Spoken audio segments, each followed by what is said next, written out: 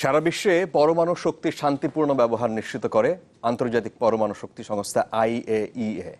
গত ২৬ সেপ্টেম্বর থেকে শুরু হয়েছে সংস্থাটির ৬০তম বার্ষিক সম্মেলন। এতে নিজেদের ইতিহাসের সবচাইতে বড় প্রতিনিধি দল নিয়ে অংশ নিচ্ছে বাংলাদেশ। প্রত্যাশা, দেশের প্রথম পারমাণবিক বিদ্যুৎ কেন্দ্রের জন্য IAEA এর সব ধরনের সহযোগিতা পাওয়া। অস্ট্রিয়ার ভিয়েনা থেকে আরিফুল সাজ্জাদের একটি প্রতিবেদন, ছবি তুলেছেন জাহাঙ্গীর আলম রতন।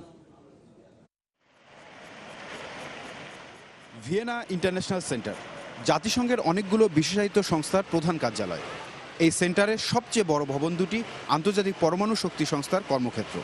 সারা বিশ্বের বাঘা বাঘা পরমাণু বিজ্ঞানীরা কাজ করে এখানে।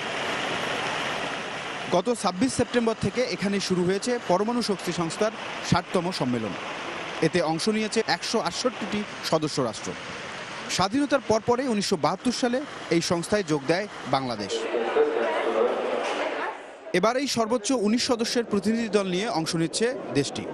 প্রথমবারের মতো নিজেদের কাজ জানান দেওয়ার জন্য একটি স্টলও সাজিয়েছে তারা। বিজ্ঞানমন্ত্রী বলছেন, IAEA ছাড়া কোনো পরমাণু প্রকল্প শুরু কিংবা পরিচালনা করা সম্ভব নয়। এরা তো প্রত্যেকটা জিনিস খুঁটিনাটি দেখে তারপরে বলে যে এটা ঠিক হয়েছে, এটা হয় নাই, বা এটা এইভাবে করা উচিত। প্রত্যেকটা লেভেলেই করে, মানে বলতে গেলে তার একটা কনস্ট্যান্ট সুপারভিশন তাদের আছে এবং কনস্ট্যান্ট তারা তাদের এক্সপার্টিস কিন্তু তারা এই কাজে লাগাচ্ছে। প্রতিদিনই সদস্য রাষ্ট্রগুলো সম্মেলনে তাদের বক্তব্য তুলে ধরছে। পরমাণু শক্তির শান্তিপূর্ণ ব্যবহার নিয়ে অঙ্গীকারও করছেন তারা। বাংলাদেশের প্রথম পারমাণবিক বিদ্যুৎ চুল্লি নির্মাণের বিষয়টিও এখানে আলোচিত হচ্ছে বেশ। বিজ্ঞানমন্ত্রী আশা করছেন IAEA এই কাজে সব ধরনের সহযোগিতা করবে। প্রত্যেকটা ক্ষেত্রেই তো নিচ্ছি আমরা, কোনো বিশেষ বলে তো কোনো ব্যাপার না। এবং ওদের ১৯টা গাইডলাইন মানে এদের জন্য আছে। ইভেন প্রথম যারা করছে তাদের জন্য কতগুলো নিয়ম কানুন তারা বেঁধে দিয়েছে এবং আমরা প্রত্যেকটা ফলো করছি। তো সুতরাং IAEA প্রতিটা লেভেলে কিন্তু আমাদের সাথে আছে এবং IAEA-কে বাদ দিয়ে তো কোনো কিছু করা সম্ভব না।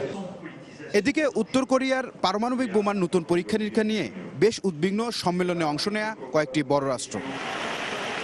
পরমাণু শক্তির শান্তিপূর্ণ ব্যবহারে সবসময় সদস্য রাষ্ট্রগুলোকে নৈতিক এবং কারিগরি সমর্থন দিয়ে থাকে আন্তর্জাতিক পরমাণু শক্তি সংস্থা IAEA।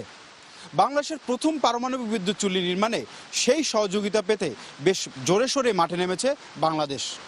Ariful Sajjad, channel 24, Vienna, Austria.